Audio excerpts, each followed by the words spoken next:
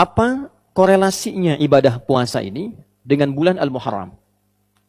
Atau dalam bahasa yang lebih lugasnya, apa hikmahnya ibadah puasa ini ditunjuk menjadi ibadah yang istimewa di bulan Al-Muharram? Kenapa tidak disebut umrah misalnya? Kenapa tidak disebut tilawah Al-Quran? Kenapa tidak disebut misalnya sedekah? Tapi yang diutamakan di sini adalah as-siyam atau puasa. Hadirin, bila kita rangkai seluruh uraian ini, ternyata Al-Muharram bukan menjadi penanda awal pergantian satu waktu dalam penanggalan Islam. Tapi Al-Muharram juga komitmen kita untuk memulai hari baru, tahun baru, waktu yang baru, dengan keadaan yang baru yang lebih baik. Bagaimana cara menjadi baik itu? Berhijrah. Apa esensi hijrah itu? Maka dalam hadis riwayat Al-Bukhari diisyaratkan oleh Nabi SAW, esensi hijrah itu meninggalkan segala yang dilarang oleh Allah dan Rasulnya. Yang haram-haram. Maka kalendernya Hijriyah, bulannya Al-Muharram, perbuatannya koreksi diri kita, evaluasi diri kita untuk mencoba meninggalkan segala yang dilarang oleh Allah dan Rasulnya.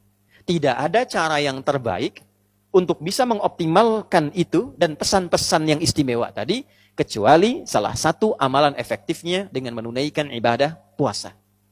Itulah sebabnya Nabi SAW ketika ditanya oleh segelintir sahabat, puasa apa yang istimewa, yang utama setelah Ramadan, maka Nabi tidak ragu mengatakan puasa yang ditunaikan di bulan Allah Al-Muharram. Dilekatkan dengan nama Allah untuk menunjukkan keistimewaan bulan Al-Muharram ini. Hadirin, Al-Imam Al-Bukhari mendokumentasikan satu riwayat yang kemudian dikuatkan juga oleh Al-Imam Muslim rahimahumallahu ta'ala. Ada dua sosok terdekat dari Nabi SAW yang dikutip dan didokumentasikan riwayatnya oleh dua imam ahli hadis mulia ini. Yang pertama, dalam satu dokumentasi Al-Imam Muslim nomor hadis 1163 terdapat satu riwayat yang disandarkan pada sahabat mulia Abdurrahman bin Sahar radhiyallahu taala anhu yang namanya kita kenal dengan sahabat Abu Hurairah. Satu kali beliau mengisahkan bahwa Nabi SAW pernah ditanya, su'ila an-nabiyyu sallallahu alaihi wasallam. Nabi SAW pernah ditanya, ayyu salati afdali? Ya Rasulullah, salat apa yang paling utama ba'dal maktubati, setelah yang fardu itu? Wa ayyu siyami afdal ba'da syahri Ramadan atau kama qala? Dan puasa apa yang paling utama setelah puasa Ramadan? Maka Nabi SAW kemudian menjawab, wa kama qala afdalus salati ba'da salatil maktubati, salat yang paling utama setelah salat fardu itu as-salatu fi jawfil laili, yaitu salat yang ditunaikan di pertengahan malam, tahajud. Wa afdalus siyami ba'da syahri Ramadan, dan puasa yang paling utama setelah puasa yang ditunaikan di bulan Ramadan itu siyam Syahrillahil Muharram, yaitu puasa yang ditunaikan di bulan Allah, yaitu bulan Al-Muharram. Rawahu Muslim, diriwayatkan oleh Imam Muslim dalam kitab sahihnya nomor hadis 1163, dan riwayatnya tersambung kepada sahabat Abu Hurairah radhiyallahu taala anhu. Hadirin, hadis ini memberikan kesan yang istimewa pada bulan Al-Muharram karena disifati bulan ini dengan amalan-amalan yang tidak serupa dengan amal ibadah yang ditunaikan di selainnya. Tidak sama ketika kita tunaikan di bulan Safar misalnya, bulan Rabi'ul Awal. Demikian seterusnya, setiap waktu memiliki keistimewaannya. Ramadan punya keunggulannya tersendiri, Dzulhijjah punya keunggulannya tersendiri, maka bulan Al-Muharram memiliki keutamaan yang langsung disebutkan oleh Nabi SAW. Salah satunya adalah bulan yang saat menunaikan ibadah puasa di dalamnya, maka puasa itu menjadi istimewa di hadapan Allah Subhanahu wa ta'ala. Hadirin sekalian, apa korelasinya ibadah puasa ini dengan bulan Al-Muharram? Atau dalam bahasa yang lebih lugasnya, apa hikmahnya ibadah puasa ini ditunjuk menjadi ibadah yang istimewa di bulan Al-Muharram? Kenapa tidak disebut umrah misalnya? Kenapa tidak disebut tilawah Al-Quran? Kenapa tidak disebut misalnya sedekah? Tapi yang diutamakan di sini adalah as-siyam atau puasa. Hadirin, seperti kita ketahui, puasa adalah di antara amal ibadah yang saat ditunaikan di waktu yang sama, dalam kondisi yang sama, bisa meningkatkan ketaatan kepada Allah Subhanahu wa ta'ala, taat, sekaligus juga mencegah pelakunya berbuat maksiat. Seorang yang puasa umumnya bukan hanya menunaikan ibadah fardu yang terjaga, sunnah ingin dia kerjakan. Salat sunnah dia tingkatkan. Bacaan Al-Quran dia tingkatkan. Sedekah dia tingkatkan. Dan inti pada puasa, ini yang paling penting adalah, ibadah ini memiliki kesan yang istimewa karena mampu dengan menunaikannya secara benar, dapat mengendalikan nafsu, syahwat manusia, sehingga berpotensi ia meninggalkan perbuatan-perbuatan maksiat dan mencegah perbuatan terlarang di kemudian hari. Seseorang yang menunaikan puasa, tentu tidak akan ia mengorbankan puasanya dengan berdusta. Tentu tidak akan terdorong dirinya untuk mencela. Akan menahan tangannya untuk mencuri. Akan menahan sikapnya untuk mengerjakan selalu perbuatan-perbuatan yang mulia saja. Itulah siyam. Itulah fadilah menunaikan ibadah puasa. Dan dengan inilah kemudian para ulama seringkali memberikan highlight, garis bawah, bahwa dengan menunaikan ibadah puasa itu kita mampu mengendalikan diri. Inti puasa pengendalian diri. Inti puasa pengendalian nafsu. Seseorang yang mampu mengendalikan nafsunya, maka ia akan mampu mencegah dirinya berbuat maksiat. Itulah sebabnya nafsu ketika disebut dengan fujur di antara namanya, lawannya adalah takwa. Wa nafsi wa ma sawwaha fa'alhamaha fujuraha wa taqwaha. Tujuan puasa mengendalikan nafsu, meningkatkan takwa. Itulah sebabnya ketika 30 hari atau 1 bulan kurang lebih kita menunaikan ibadah puasa Ramadan, tujuan terbesarnya adalah meningkatkan takwa, mengendalikan nafsu. Ya ayyuhalladzina amanu kutiba alaikumussyam kama kutiba alal ladzina min qablikum la'allakum tattaqun. Dengan menunaikan puasa itu diharapkan takwanya meningkat. Bila takwa sudah meningkat, otomatis nafsunya ditekan. Bila takwa meningkat, taatnya naik. Maka maksiatnya ditekan. Maksiat itu cenderung mendorong pelakunya untuk berbuat sesuatu yang terlarang. Perbuatan yang terlarang dalam syariat disebut dengan muharram. Mencuri terlarang, maka mencuri itu muharram. Minum khamar, miras santika itu muharram. Korupsi itu muharram. Berdusta itu muharram. Hukum yang melekatkan pada setiap perbuatan yang dilarang, hukumnya disebut dengan haram namanya. Mencuri itu muharram, hukumnya haram. Korupsi itu muharram, hukumnya haram. Bila kita ingin berlatih meninggalkan segala yang dilarang itu, dan memulai pada waktunya kita untuk mempraktekkan itu, di waktu ini saya ingin meninggalkan segala yang dilarang. Maka rumusnya diantaranya dalam bahasa Arab, tambahkan al pada nama kalimatnya. Sesuatu yang dilarang muharram, tambahkan al disebut dengan al-muharram.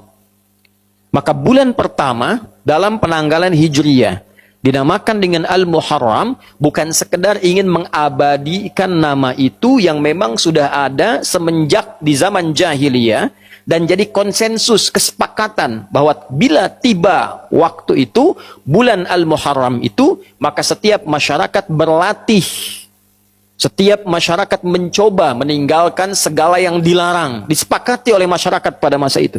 Anda bayangkan zaman jahiliyah saja, kalau sudah masuk Al-Muharram, sudah viral dari masa-masa sebelumnya. Jangan bertengkar, jangan saling membunuh, jangan saling menyakiti. Itu ada konsensus.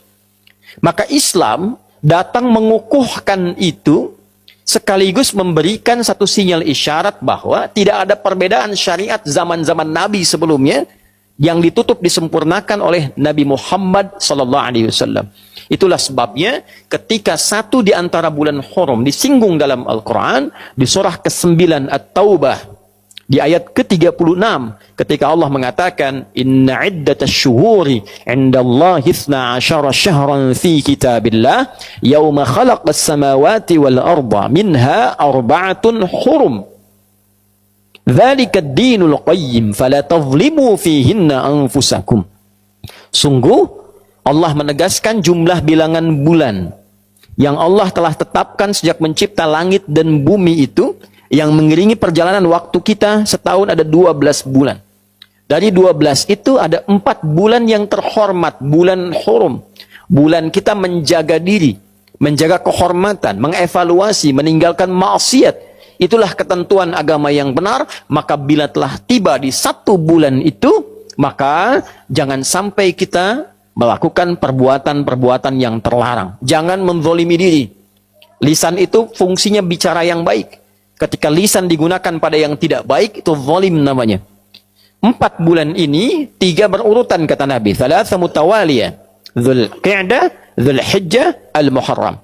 Lalu yang keempat bulan Rajab. Bulan yang ke-7 itu yang kita ketahui. Hadirin, bila kita rangkai seluruh uraian ini, ternyata Al-Muharram bukan menjadi penanda awal pergantian satu waktu dalam penanggalan Islam. Tapi Al-Muharram juga komitmen kita untuk memulai hari baru, tahun baru, waktu yang baru, dengan keadaan yang baru yang lebih baik. Bagaimana cara menjadi baik itu? Berhijrah.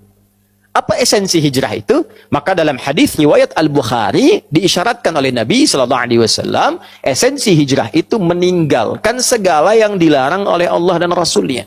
Yang haram-haram. Maka kalendernya Hijriyah, bulannya Al-Muharram, perbuatannya koreksi diri kita, evaluasi diri kita untuk mencoba meninggalkan segala yang dilarang oleh Allah dan Rasulnya. Tidak ada cara yang terbaik untuk bisa mengoptimalkan itu dan pesan-pesan yang istimewa tadi, kecuali salah satu amalan efektifnya dengan menunaikan ibadah puasa. Karena saat puasalah kita bisa mengoreksi diri dengan baik. Kita bisa mencoba berlatih meninggalkan segala yang dilarang. Kita bisa memaksimalkan ibadah yang menunjukkan ketaatan kita meningkat di hadapan Allah Subhanahu wa Ta'ala. Itulah sebabnya Nabi SAW ketika ditanya oleh segelintir sahabat, puasa apa yang istimewa, yang utama setelah Ramadan, maka Nabi tidak ragu mengatakan puasa yang ditunaikan di bulan Allah Al-Muharram. Dilekatkan dengan nama Allah untuk menunjukkan keistimewaan bulan Al-Muharram ini. Hadirin rahimani wa rahimakumullah.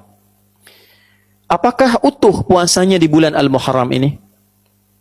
Apakah sebagian saja? Para ulama ada yang mengatakan karena Nabi menyebutkan bulan Al-Muharram, maka ada yang menghukumi silahkan. Sebanyak-banyaknya tunaikan di bulan Al-Muharram itu. Ada yang membatasi dengan memberikan keutamaan tanggal 1 sampai 10.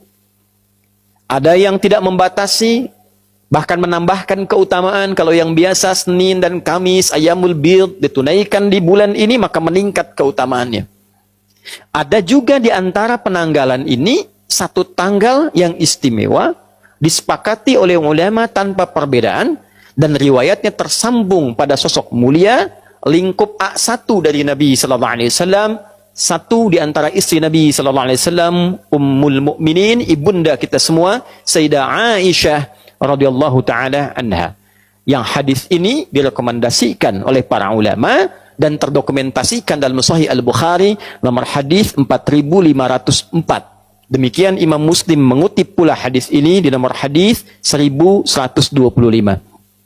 Dari Nabi sallallahu alaihi wasallam informasinya dinukilkan oleh Sayyidah Aisyah Beliau mengatakan radhiyallahu taala anha au kama qalat, tatkala Nabi sallallahu alaihi wasallam berhijrah ke Al-Madinah Al-Munawwarah, maka orang-orang Yahudi pada masa itu sedang menunaikan puasa di hari ke-10 di bulan Al-Muharram, dikenal dengan Ashura.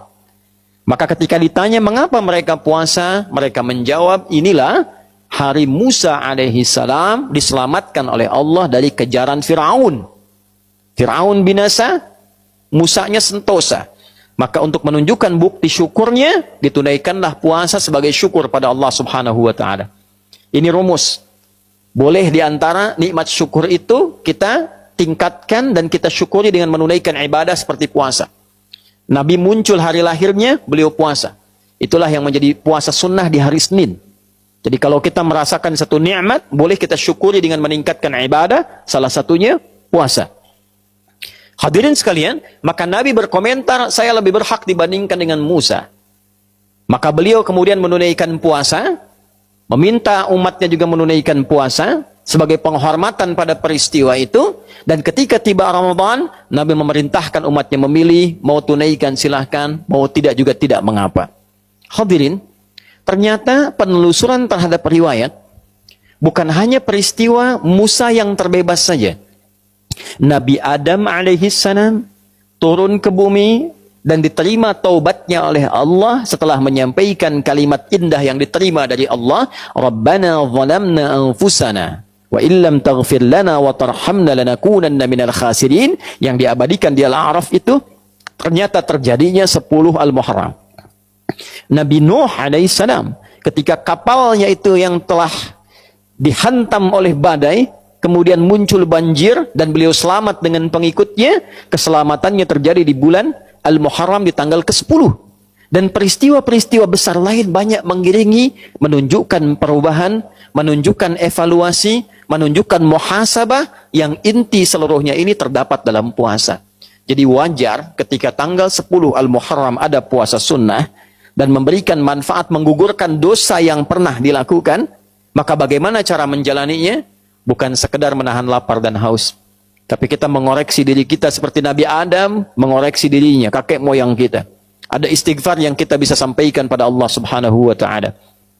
Yang kedua, ada yang dicontohkan memulai jalan baru untuk meninggalkan maksiat. Umat Nabi Nuh banyak maksiat, muncul banyak cobaan, muncul banyak masalah. Maka tolong dicek. Kalau dalam kehidupan banyak masalah yang tidak tuntas, tidak selesai, coba dicek. Kalau tandanya bukan ujian rasa cinta seperti Allah menguji para nabi, para rasul, boleh jadi ada maksiat yang pernah dikerjakan. Koreksi. Atau kita tunjukkan bukti syukur pada Allah. Selama ini jarang kita syukuri nikmat. Banyak meminta sesuatu yang tidak ada, yang ada lupa disyukuri. Maka ambil pada kisah Nabi Musa diselamatkan dari Firaun, syukuri. Maka niatkan hari ke-10 itu kita menunaikan puasa untuk mensyukuri nikmat Allah yang didapatkan sampai detik itu. Yang kedua, kita komitmen mengoreksi diri untuk menjadi pribadi yang lebih baik. Dan yang selanjutnya, kita menatap masa depan dengan menyiapkan agenda-agenda baru yang diridhai oleh Allah Subhanahu wa ta'ala. Itulah Al-Muharram, itulah awal bulan Hijriyah. Bukan sekedar berganti tanggal, berganti tahun, berganti tulisan, tapi menghadirkan komitmen yang berganti dari maksiat kepada taat. Barakallahu li wa lakum fil Qur'anil azim. ونفعني وإياكم بما فيه من الآيات وذكر الحكيم وتقبل مني ومنكم تلاوته إنه هو السميع العليم ادعوا الله يستجب لنا ولكم جميعا اللهم نحمدك حمدا كما علمتنا أن نحمدك ونشكرك شكرا كما علمتنا أن نشكرك أنت المقدم وأنت المؤخر بيدك الخير إنك على كل شيء قدير ربنا لا تدع لنا في مقامنا هذا وفي كل مقام ذنبا إلا غفرته ولا هما إلا فرجته ولا دينا إلا قضيته ولا مريضا إلا شفيته ولا حاجة من حوائج الدنيا والآخرة فيها لك رضا وفيها لنا الصلاح إلا قضيتها يا أرحم الراحمين اللهم تبنا إليك توبة نصوحا كفر عنا سيئاتنا واغفر لنا ذنوبنا في هذا الشهر المبارك محرم يا الله شهرك المبارك المعظم يا أرحم الراحمين اللهم اغفر للمسلمين والمسلمات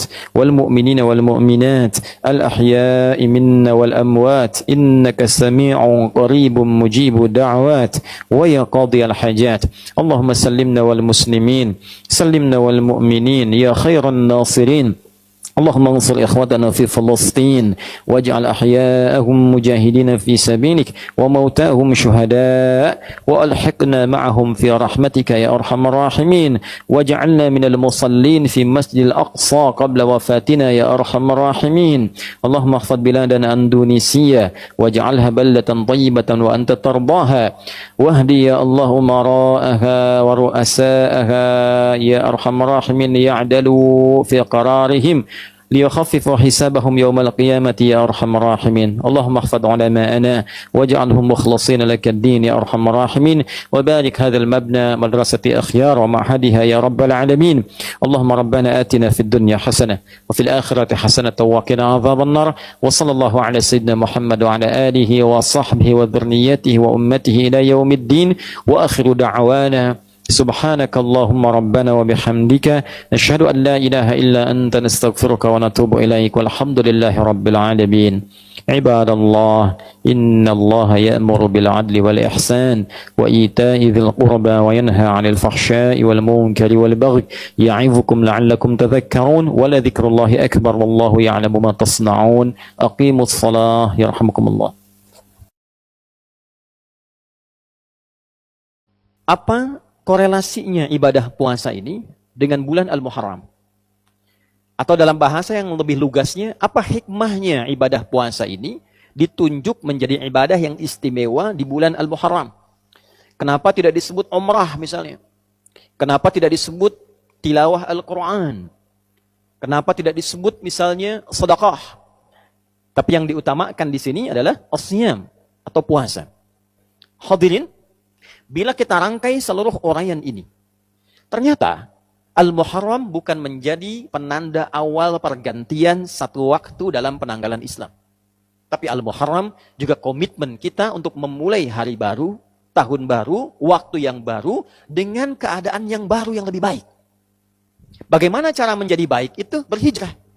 Apa esensi hijrah itu? Maka dalam hadis riwayat Al-Bukhari diisyaratkan oleh Nabi SAW, esensi hijrah itu meninggalkan segala yang dilarang oleh Allah dan Rasulnya. Yang haram-haram. Maka kalendernya Hijriyah, bulannya Al-Muharram, perbuatannya koreksi diri kita, evaluasi diri kita untuk mencoba meninggalkan segala yang dilarang oleh Allah dan Rasulnya. Tidak ada cara yang terbaik untuk bisa mengoptimalkan itu dan pesan-pesan yang istimewa tadi, kecuali salah satu amalan efektifnya dengan menunaikan ibadah puasa. Itulah sebabnya Nabi SAW ketika ditanya oleh segelintir sahabat, puasa apa yang istimewa, yang utama setelah Ramadan, maka Nabi tidak ragu mengatakan puasa yang ditunaikan di bulan Allah Al-Muharram. Dilekatkan dengan nama Allah untuk menunjukkan keistimewaan bulan Al-Muharram ini. Hadirin, Al-Imam Al-Bukhari mendokumentasikan satu riwayat yang kemudian dikuatkan juga oleh Al-Imam Muslim rahimahumallahu ta'ala. Ada dua sosok terdekat dari Nabi SAW yang dikutip dan didokumentasikan riwayatnya oleh dua imam ahli hadis mulia ini. Yang pertama, dalam satu dokumentasi Al-Imam Muslim nomor hadis 1163 terdapat satu riwayat yang disandarkan pada sahabat mulia Abdurrahman bin Sahar radhiyallahu taala anhu yang namanya kita kenal dengan sahabat Abu Hurairah. Satu kali beliau mengisahkan bahwa Nabi SAW pernah ditanya, su'ila an-nabiyyu sallallahu alaihi wasallam. Nabi SAW pernah ditanya, ayyu salati afdali? Ya Rasulullah, salat apa yang paling utama ba'dal maktubati, setelah yang fardu itu? Wa ayyu siyami afdal ba'da syahri Ramadan atau kama qala? Dan puasa apa yang paling utama setelah puasa Ramadan? Maka Nabi SAW kemudian menjawab, wa kama qala afdalus salati ba'da salatil maktubati Salat yang paling utama setelah salat fardu itu as-salatu fi jawfil laili, yaitu salat yang ditunaikan di pertengahan malam, tahajud. Wa afdalus siyami ba'da syahr Ramadan, dan puasa yang paling utama setelah puasa yang ditunaikan di bulan Ramadan itu siyam syahrillahil muharram, yaitu puasa yang ditunaikan di bulan Allah, yaitu bulan Al-Muharram. Rawahu Muslim, diriwayatkan oleh Imam Muslim dalam kitab sahihnya nomor hadis 1163, dan riwayatnya tersambung kepada sahabat Abu Hurairah radhiyallahu taala anhu. Hadirin, hadis ini memberikan kesan yang istimewa pada bulan Al-Muharram karena disifati bulan ini dengan amalan-amalan yang tidak serupa dengan amal ibadah yang ditunaikan di selainnya. Tidak sama ketika kita tunaikan di bulan Safar misalnya, bulan Rabiul Awal. Demikian seterusnya, setiap waktu memiliki keistimewaannya. Ramadan punya keunggulannya tersendiri, Dzulhijjah punya keunggulannya tersendiri, maka bulan Al-Muharram memiliki keutamaan yang langsung disebutkan oleh Nabi SAW. Salah satunya adalah bulan yang saat menunaikan ibadah puasa di dalamnya, maka puasa itu menjadi istimewa di hadapan Allah Subhanahu wa ta'ala. Hadirin sekalian, apa korelasinya ibadah puasa ini dengan bulan Al-Muharram? Atau dalam bahasa yang lebih lugasnya, apa hikmahnya ibadah puasa ini ditunjuk menjadi ibadah yang istimewa di bulan Al-Muharram? Kenapa tidak disebut umrah misalnya? Kenapa tidak disebut tilawah Al-Quran? Kenapa tidak disebut misalnya sedekah? Tapi yang diutamakan di sini adalah as-siyam atau puasa.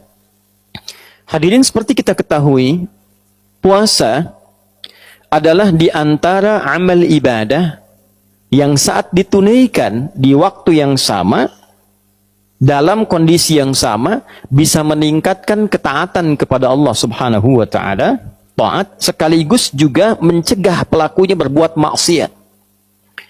Seorang yang puasa umumnya bukan hanya menunaikan ibadah fardu yang terjaga, sunnah ingin dia kerjakan, salat sunnah dia tingkatkan, bacaan Al-Quran dia tingkatkan, sedekah dia tingkatkan.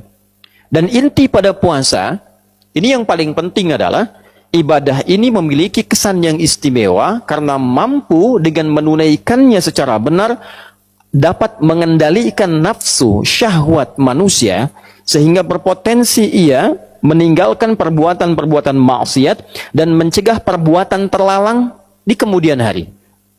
Seseorang yang menunaikan puasa tentu tidak akan ia mengorbankan puasanya dengan berdusta. Tentu tidak akan terdorong dirinya untuk mencela, akan menahan tangannya untuk mencuri, akan menahan sikapnya untuk mengerjakan selalu perbuatan-perbuatan yang mulia saja. Itulah siyam, itulah fadilah menunaikan ibadah puasa. Dan dengan inilah kemudian para ulama seringkali memberikan highlight, garis bawah, bahwa dengan menunaikan ibadah puasa itu kita mampu mengendalikan diri. Inti puasa pengendalian diri, inti puasa pengendalian nafsu. Seseorang yang mampu mengendalikan nafsunya, maka ia akan mampu mencegah dirinya berbuat maksiat. Itulah sebabnya nafsu ketika disebut dengan fujur di antara namanya, lawannya adalah takwa.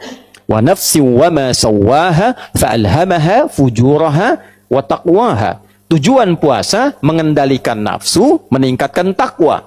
Itulah sebabnya ketika 30 hari atau 1 bulan kurang lebih kita menunaikan ibadah puasa Ramadan, tujuan terbesarnya adalah meningkatkan takwa, mengendalikan nafsu. Ya ayyuhalladzina amanu kutiba alaikumussyam kama kutiba alal ladzina min qablikum la'allakum tattaqun. Dengan menunaikan puasa itu diharapkan takwanya meningkat. Bila takwa sudah meningkat, otomatis nafsunya ditekan. Bila takwa meningkat, taatnya naik, maka maksiatnya ditekan. Maksiat itu cenderung mendorong pelakunya untuk berbuat sesuatu yang terlarang. Perbuatan yang terlarang dalam syariat disebut dengan muharram. Mencuri terlarang, maka mencuri itu muharram. Minum khamar, mirasantika itu muharram. Korupsi itu muharram. Berdusta itu muharram. Hukum yang melekatkan pada setiap perbuatan yang dilarang, hukumnya disebut dengan haram namanya. Mencuri itu muharram. Hukumnya haram. Korupsi itu muharram. Hukumnya haram. Bila kita ingin berlatih meninggalkan segala yang dilarang itu, dan memulai pada waktunya kita untuk mempraktekkan itu, di waktu ini saya ingin meninggalkan segala yang dilarang. Maka rumusnya diantaranya dalam bahasa Arab, tambahkan